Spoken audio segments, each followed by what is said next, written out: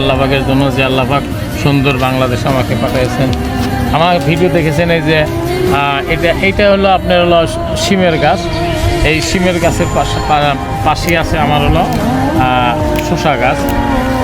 আমরা কেন কৃষিকাজ করব? কৃষিকাজ এই জন্য করব, কৃষিকাজ এমনই একটা কাজ এখানে কোনো আপনার খারাপ কোনো প্রভাব নাই।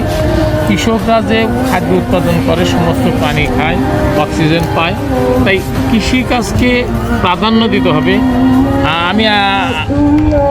আমরা অনেক সময় বলি যে দান করলে সম্পদ বাড়ে, কিন্তু বাড়ে না কেন?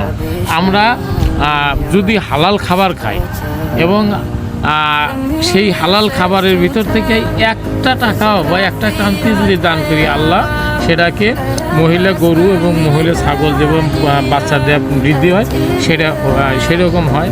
আর হারাম যদি যত খাবার খাই আমাদের কোনো দোয়াই কবুল হবে না, আমরা পরকালে আমরা জান্নাত পাবো না, নাজাত পাবো না। সেই জন্য আমরা হালাল রুজি হালাল খাবারের জন্য